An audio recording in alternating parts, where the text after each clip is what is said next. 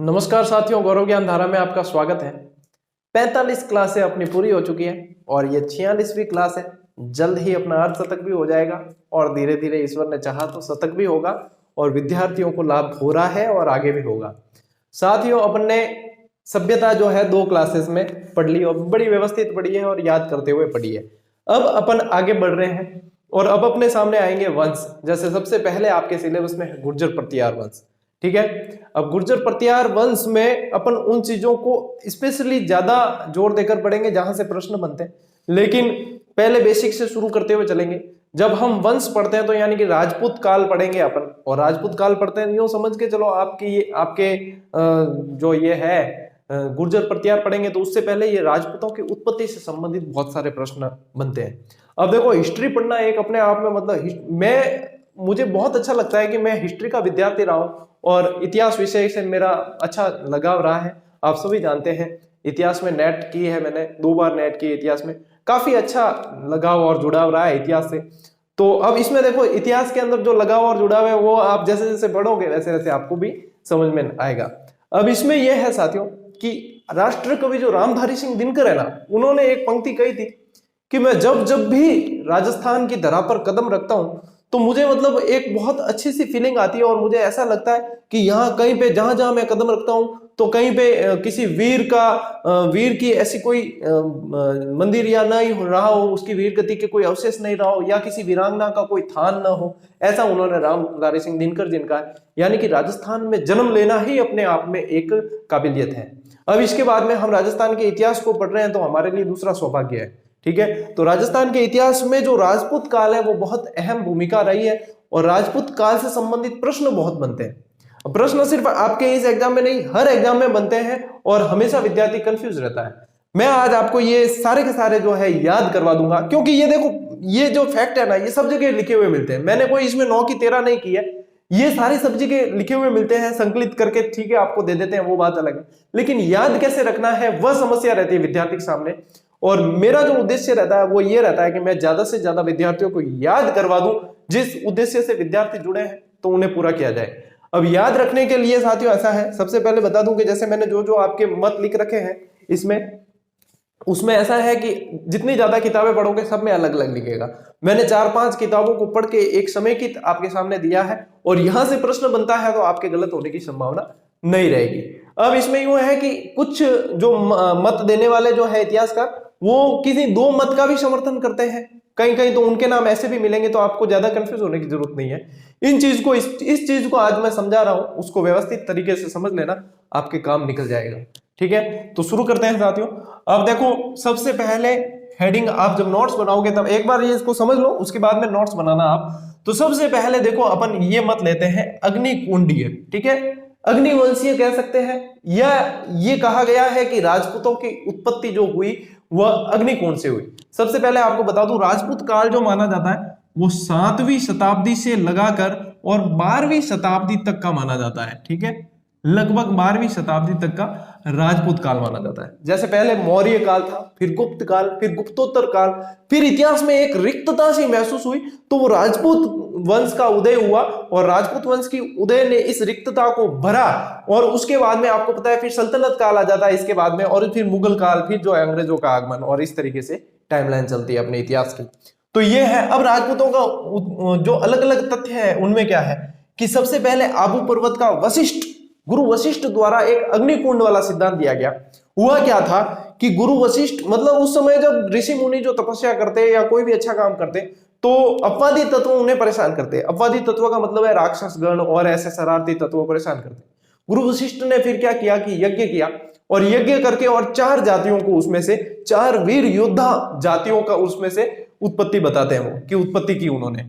अब उसमें उत्पत्ति में यदि देखा जाए तो प्रतिहार, जो आपके गुर्जर प्रतिहार आगे आएंगे वही है, परमार, चालुक्य, ठीक है ना, चालुक्य ही सोलंकी है। कई जने क्या करते हैं, चालुक्य और सोलंकी ऐसे कर देते हैं। और चाहमान यानी कि चौहान, चाप हरि मान नहीं ऐसे होता है, चौहान, जो आपको मैं बाद में समझाऊंगा।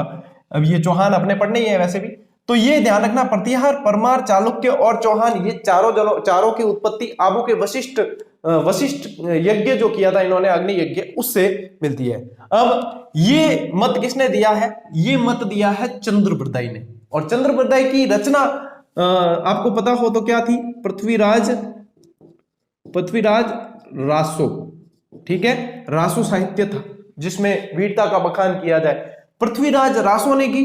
पृथ्वीराज रासो में की चंद्रबरदाई ने, और चंद्रबरदाई भी है ना पृथ्वीराज रासो को पूरा नहीं कर पाया था।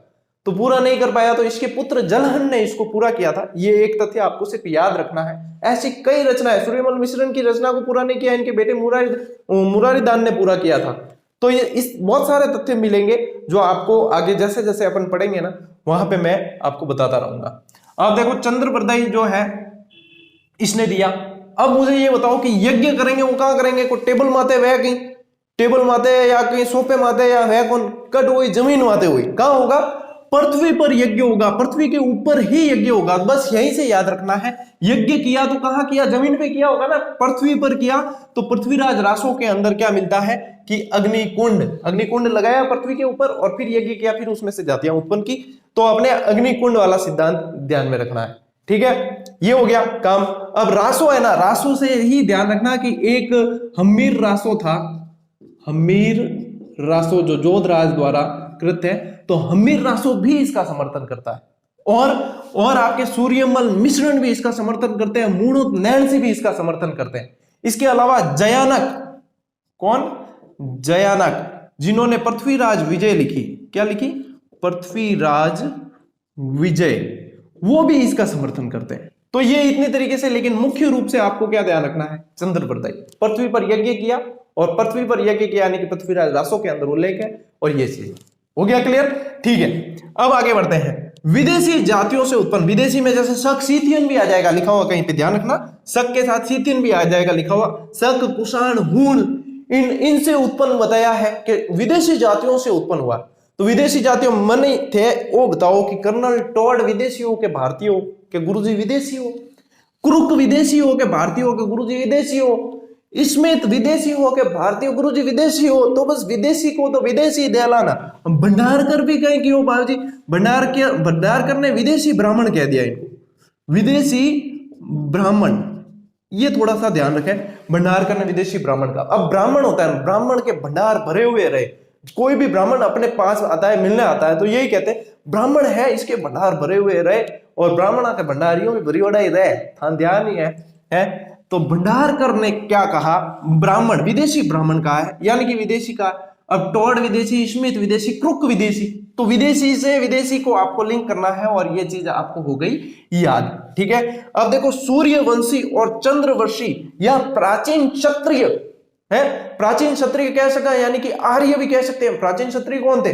आर्य थे। आर्य के अर्थ, आर्य शब्द का अर्थ क्या है? श्रेष्ठ, ठीक है ना। अब देखो सूर्यवंशी और चंद्रवंशी जो कहा है वो गौरी शंकर हीराचंद ओझा ने कहा है, और सीवी वैद्य ने समर्थन किया है। अब इसमें कैसे याद रखें कि आप मुझे ये बताओ, शंकर भगवान है, उनके जटा के ऊपर क्या है? चंद्रमा है, चंद्रमा है ना। तो ये देखो चंद्रवंशी, और चांद और सूरज का नाम तो अपन साथ साथ ही लेते हैं, सूरज चंदा, चंद्र सूरज, चांद सूरज, ऐसे लेते हैं। तो सूरज और चंद्र दोनों ही किसके? शंकर जी के विराजमान है ना। तो गौरी शंकर, देखो यहाँ तो पूरा ही दोनों जोड़े से नाम आ गया, गौरी शंकर हीराचंद ओझा, बहुत याद रहे जी, लारे, ठीक है। और मैंने क्या बताया कि वैदिक आर्य भी कहा है, क्या है? प्राचीन क्षत्रिय यानी कि वैदिक आर्य, वैदिक आर्य। अब वैदिक न लिखकर मैं यदि ऐसे लिख दूं वैदिक, याद करने के लिए बस इसमें से अपन को वैदिक में से वैद्य लेना है, और ये देखो वैद्य, शिवी वैद्य, यूं याद रहेगा, ठीक है। नहीं दूसरो तरीको बताऊं, दूसरो तरीको वो है कि महादेव जी है, महादेव जी देखो री आवे, महादेव जी कहीं करे तांडव करे, महादेव जी की भी नहीं दिखे, मतलब गुस्सा आता है तब तांडव करते हैं, तांडव करे, त्रिशूल गोप गाप दे, कटे ठोक ठाक दे, बिंग बाद में बिक ने ठोक दियो त्रिशूल, तो बिल इलाज कौन करी? बी टाइम कोई डॉक्टर तो हा कौन हा? वैद्य जी आ। तो फिर वैद्य जी ने बुलाया, त्रिशूल ठोक दियो, महादेव जी गुस्से में तांडव में ठोक दियो, तो किने बुलाया? वैद्य जी ने बुलाया। अब देखो शंकर भगवान ने त्रिशूल मारा, वैद्य जी को बुलाया, तो आपने क्या याद रखना? गौरी शंकर हीराचंद ओझा और सीवी वैद्य, और ये सूर्यवंशी चंद्रवंशी और प्राचीन क्षत्रिय या वैदिक आर्य। समस्या कहीं आ रही है क्या? नहीं आ रही है, ठीक है ना। चलो, सामाजिक आर्थिक प्रक्रिया की उपज किसने बताया है? ये आपके बालकृष्ण चट्टोपाध्याय या BL चट्टोपाध्याय, आप ध्यान रखें इसमें। अब इसमें ये देखो याद ऐसे रखना है कि सामाजिक किससे बना है? समाज से बना है। समाज के अंदर कई मीटिंग होती है। समाज क्या है? आसपास की कम्युनिटी पूरी वही है। समाज के अंदर मीटिंग होती है, तो डायरेक्ट थोड़ी बिठाए, चटाई अटाई लान पस बिठाए, और चटाई लानी पड़ी, खरीदनी पड़ी, तो अर्थव्यवस्था से संबंधित है। अर्थ खर्च होगा तब जाके चटाई आएगी, तो आर्थिक, ठीक है। समाज में चटाई बिछाई, ठीक है, मीटिंग करने के लिए। या बस यूं कह सको कि समाज में चटर पटर पंचायती करे, ऐसा भेड़ा में चोटे माते, तो समाज में चटर पटर या समाज के लिए चटाई बिछाई। तो चटाई से तो लेना चट्टोपाध्याय, और समाज और अर्थ, और हो गया आपके काम BL चट्टोपाध्याय, सामाजिक आर्थिक। बस प्रक्रिया की उपज, हाथों हाथ ही आपके ये चीज याद होती जाएगी।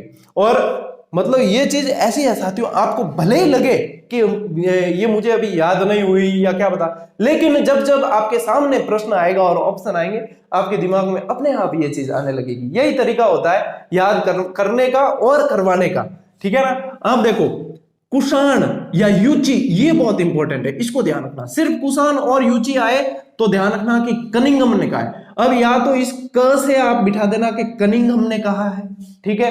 अगर यूं नहीं बैठा है तो कन निकाल दो और डायरेक्ट इसको देखते हैं तो इसके जैसा शब्द अपन को मिलता है सिंघम, ठीक है। कनिंघम या सिंघम, ठीक है। मन भंवर उठे, वो वाला गीत है ना, वो मुझे याद नहीं है इसकी वर्डिंग पूरी तरीके से।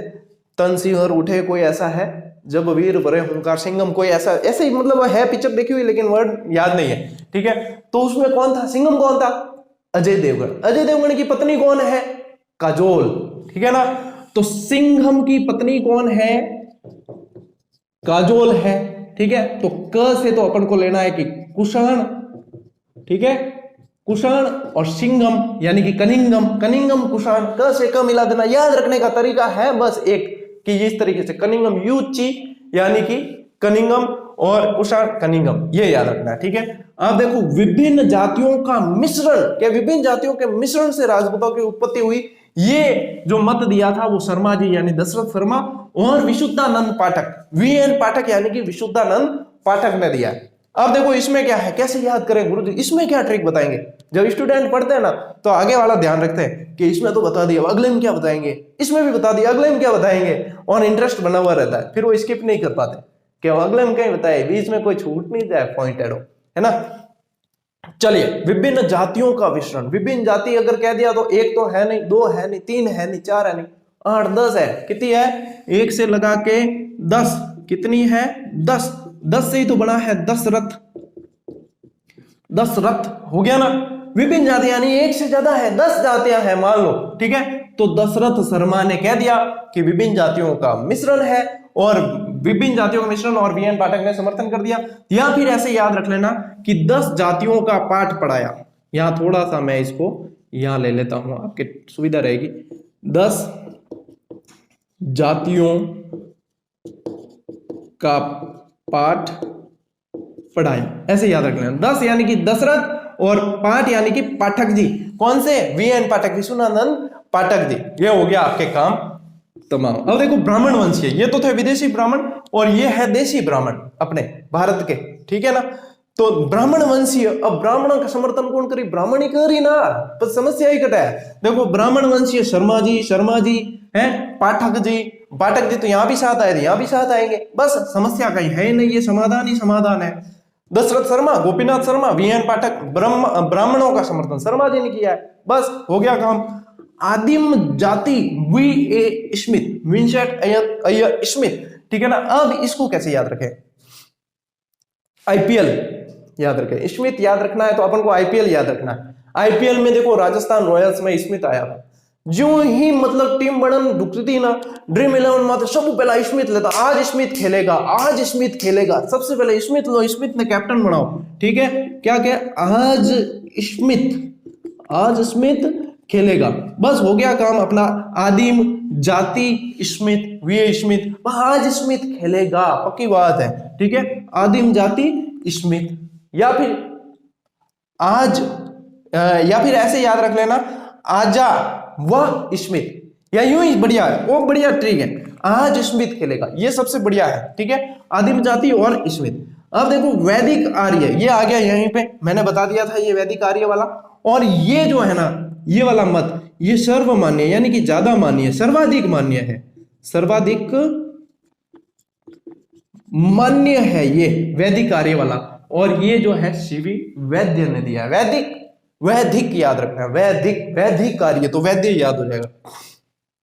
दैट्स ऑल, पूरी गांगत गान वकील जज साहब सामने के, दैट्स ऑल योर ऑनर। तो ये हो गया है, आप भी हमारे जज साहब ही हो, कमेंट में बता देते हो ये सही है, ये गलत है, वो है, ये है, आज क्लास बढ़िया थी, आज ऐसे थी, वो थी, तो जज कर लेते हो पूरा, तो आप ही हमारे जज साहब हो, माई बाप हो, माई बाप कहते हैं ना, माई लॉर्ड है, मेरे भगवान, तो यही है, दैट्स ऑल योर ऑनर। देख लीजिए अब आपको करना क्या है, स्क्रीनशॉट लेना है और इसे नोट करना है, और ये स्लाइड मैं आपको बता रहा हूं हकीकत आपके बहुत ज्यादा काम आएगी, चाहे कैसा भी एग्जाम देते हो आपके काम आने ही वाली है, और जिसने समझ लिया है उसके तो मतलब लीला लहर है, मतलब जिस तरीके से ये समझ लिया कि इस तरीके से याद करना है 100% ही लीला लहर है, कोई टेंशन है कौन, ठीक है। चलिए इसे नोट कर लिए, और इसके बाद में अपन बढ़ते हैं अब गुर्जर प्रतिहार वंश की तरफ।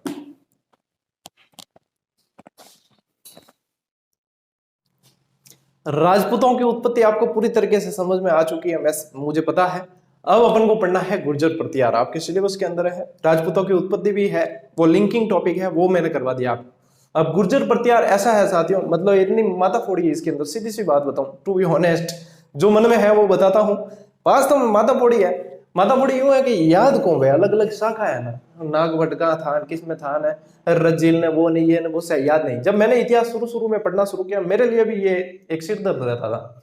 मैं कोशिश करूंगा कि आपके लिए सिर दर्द नहीं रहे, मैंने इसमें एक तरीका बना रखा है पढ़ने का, वही तरीका आपको बता दूंगा, आपको जो चीजें ध्यान में रखनी वो बता दूंगा, ठीक है। सबसे पहले देखो दो चीजें ध्यान में रखना, गुर्जर, ठीक है, और प्रतिहार, ये तो है जाति, ये तो है जाति, ये था स्थान।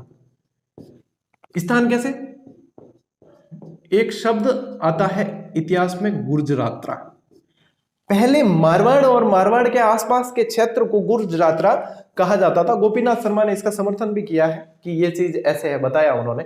तो ये गुर्जरात्रा से गुर्जर बन गया, और ये प्रतिहार जाति है ही। प्रतिहार का यदि शाब्दिक अर्थ देखा जाए साथियों, तो होता है द्वारपाल। क्या होता है, द्वारपाल।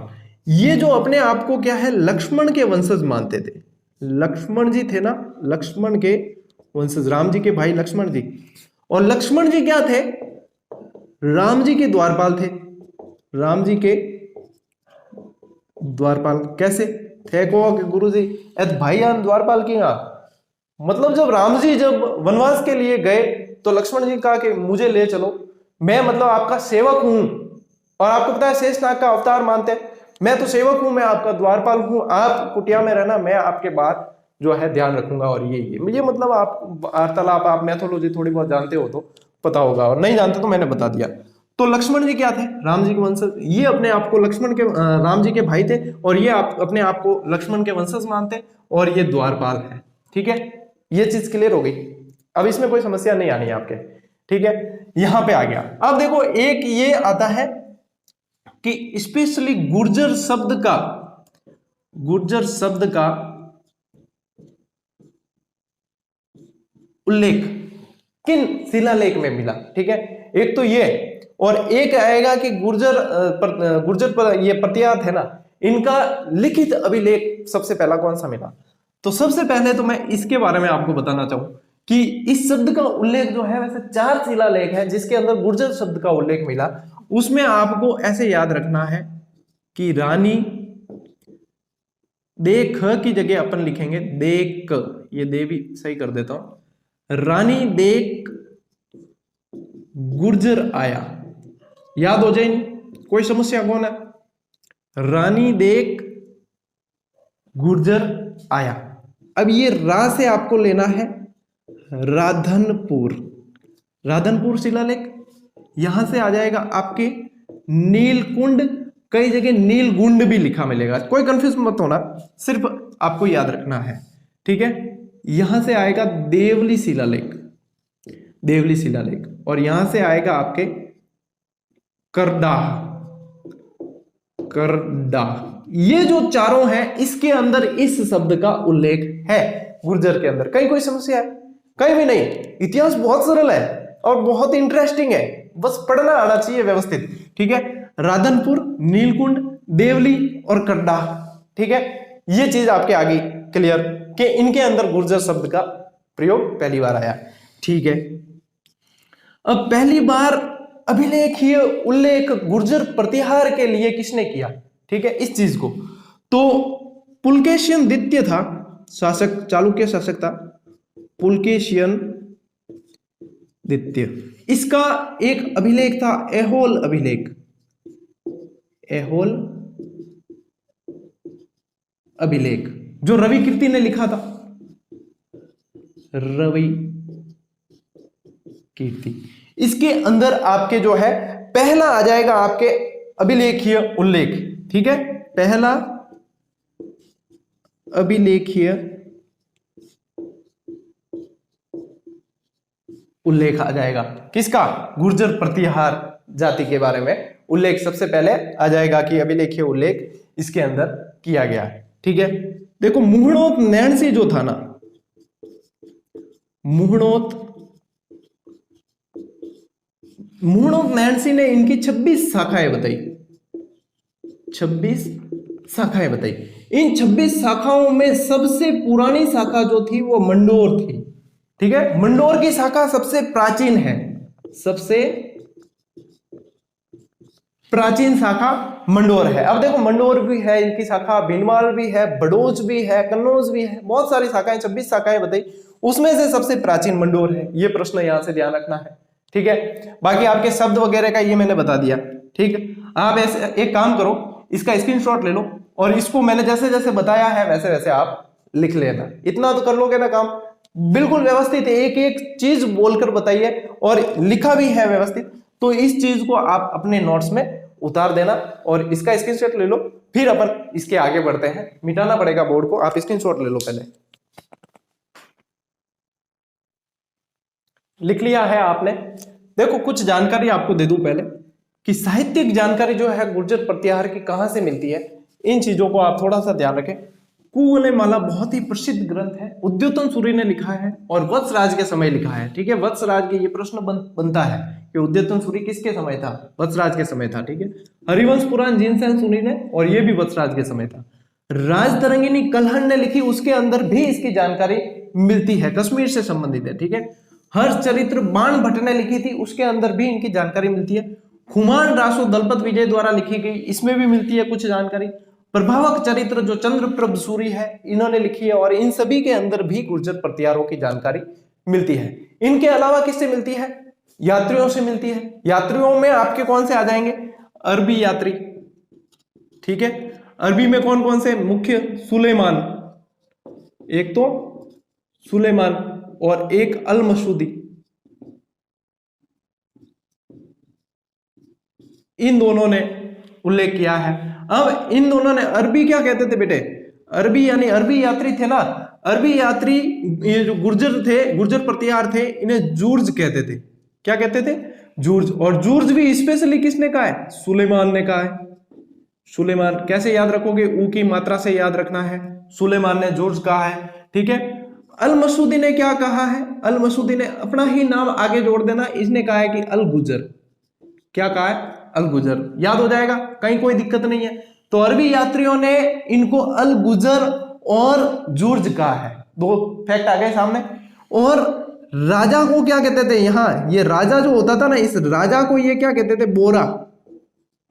क्या कहते थे? बोरा। याद क्या रहा को कि इनका राजा राजा और अपना राजा बोरा, मतलब अरबी खुद के राजा को, खुद को तो श्रेष्ठ होता है, इनका राजा राजा है कि राजा तो हमारे वहां अरबी प्रदेश में, अरब देश में, यहां तो बोरा है, ऐसे कह दिया। ठीक है, ये सिर्फ याद रखने के लिए है तरीका। इनका राजा राजा, अपना राजा बोरा। ठीक है, चलो। तो बोरा कहा है, राजा को बोरा कहा है, अल गुजर कहा है, जूर्ज कहा है अरबी यात्रियों ने। ठीक है, अब अरबी आगे तो चीनी थोड़ी पीछे रहेंगे। चीनी यात्री में वही अपने क्या युआन चुआंग, या कह देते हैं वेहनसांग। ठीक है, नाम ही कैसा है, कल बताया था आपको, हैनसांग। हैनसांग ने क्या कहा है, इन गुर्जर प्रतिहारों को क्या कहा है, कुचेलो, कुचेलो ये कहा है, कुचेलो। ठीक है, और जो गुर्जर प्रतिहारों की बाद में राजधानी बनेगी भीनमाल, उस भीनमाल को क्या कहा है, भीनमाल को कहा है पीलोमोलो या पीलीमोलो, पीलोमोलो। ये भाई अटर लोग क्या, पीलोमोलो को नहीं, भीनमाल है, श्रीमाल कह सको, भीनमाल कह सका, नहीं नहीं नहीं, पीलीमोलो, नहीं नहीं नहीं, पीलोमोलो ऐसे। ठीक है, याद रखने का तरीका है ये। कुचेलो के मेलो कुचेलो, ठीक है, गुर्जर प्रतिहार कुचेलो कहा है। और ये आगे तो ये यात्रियों से, इनसे भी जानकारी मिलती है और इनसे भी जानकारी मिलती है, जो आपको ध्यान में रखना है। ठीक है, ये चीनी यात्री हैनसांग विशेष तौर से ध्यान में रखना है, हर्षवर्धन के समय का है ये। ठीक है, चलो अब आपको मैं बताता हूं कि आदि पुरुष यदि पूछा जाए गुर्जर प्रतिहारों का, क्या पूछे, आदि पुरुष, आदि पुरुष यानी जिससे शुरुआत हुई है। ठीक है, आदि पुरुष इनका जो था वो था हरिश्चंद्र। कौन था, हरिश्चंद्र। इस हरिश्चंद्र को रोहिलिद्दी उपाधि प्राप्त थी, यानी कि रोहिलिद्दी के नाम से भी जानते थे। ठीक है, हरिश्चंद्र मंडोर का मतलब, ये मंडोर की शाखा पढ़ रहे हैं अपन, सबसे पहली ये जो शाखा पढ़ रहे हैं ना हरिश्चंद्र वाली, ये मंडोर की शाखा है। लेकिन इसने मंडोर को राजधानी नहीं बना था, राजधानी किसने बनाया वो भी आपको मैं आगे बताऊंगा। तो इस हरिश्चंद्र ने जो है 2 शादियां की। इस हरिश्चंद्र ने अटे एक ही नहीं हामले और वो 2 करे। ठीक है, एक तो की क्षत्रिय रानी से, एक तो थी क्षत्रिय और एक थी ब्राह्मण, ब्राह्मण थी। ठीक है, क्षत्रिय जो थी उसका नाम था भद्रा और जो ब्राह्मण थी उसका नाम था द्विजात्मा।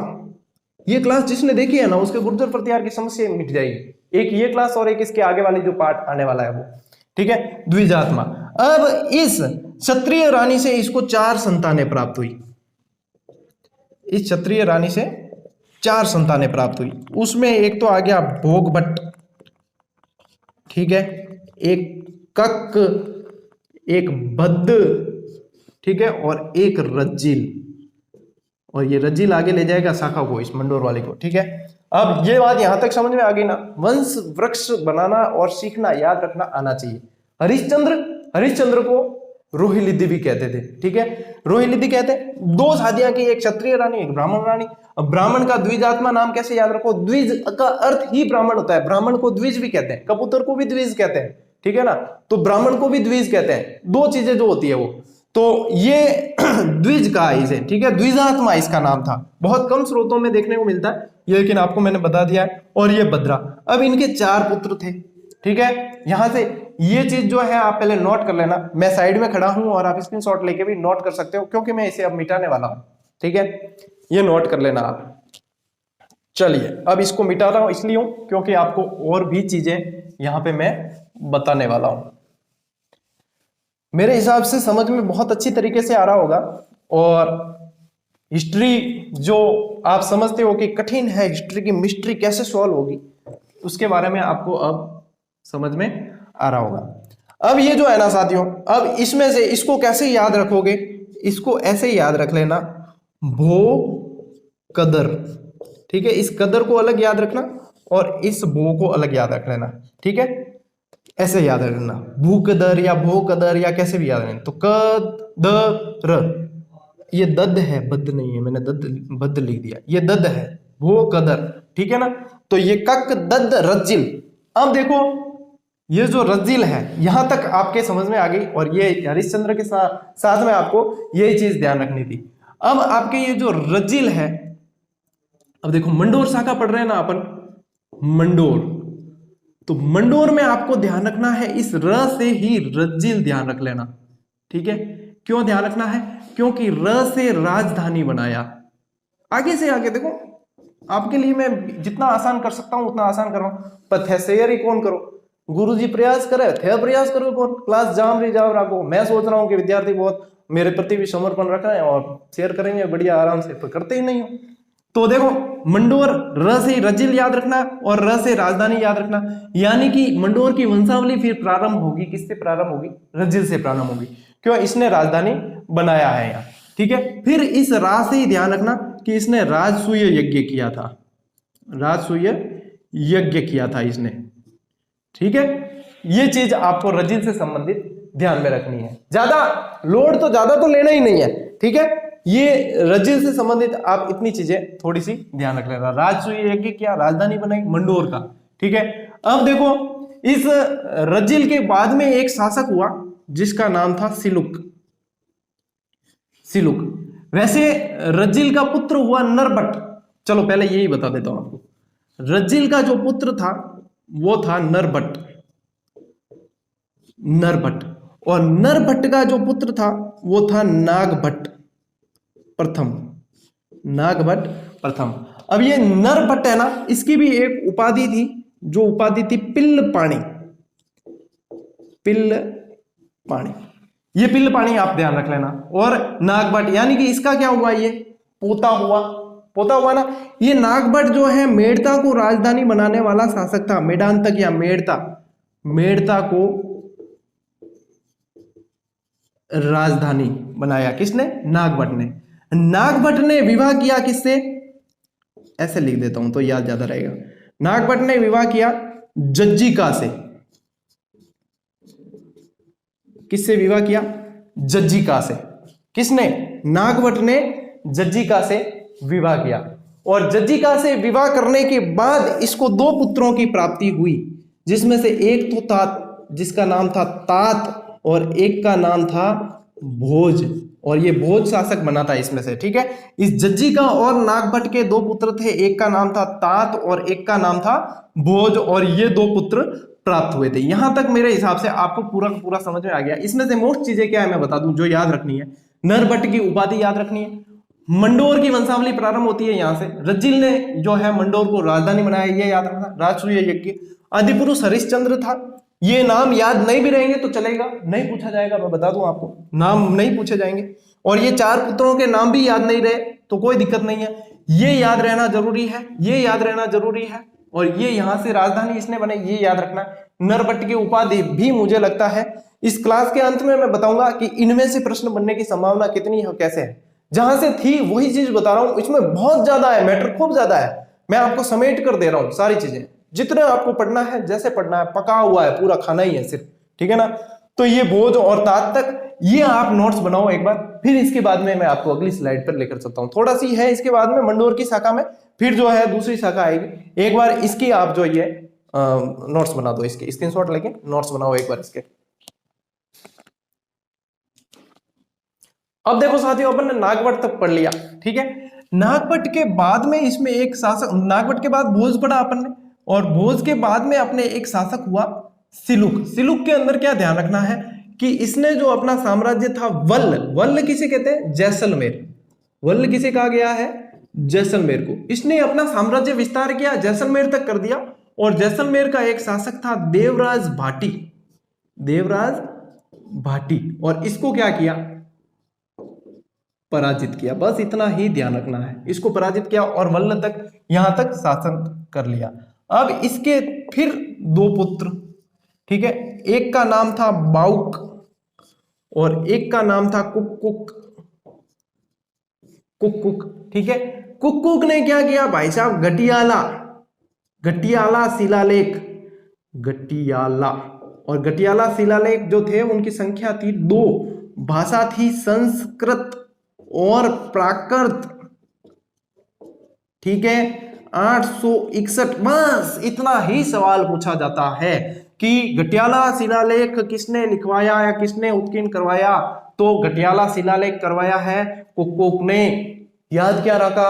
अदरवाइज कोई लेने का काम नहीं है। कुक्कुक, कुकर, कुकर किने गए? कुत्ते, कुत्ते घटिया काम करे, के कटे भी मार दे, किने भी कोई भी खा ले, यूं कर ले, कुत्तो घटिया काम करे, कुत्ता घटिया काम करता है। कुक्कुक, गटियाला शिलालेख, सिर्फ याद रखने के उद्देश्य से, ठीक है। गटियाला शिलालेख 861, ठीक है।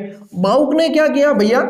बाउक ने जोधपुर के अंदर, जोधपुर के अंदर ही विष्णु मंदिर के अंदर, विष्णु मंदिर में मंडोर प्रशस्ति या जोधपुर प्रशस्ति कह सकते हो, मंडोर प्रशस्ति उत्कीर्ण करवाई और 837 में करवाई।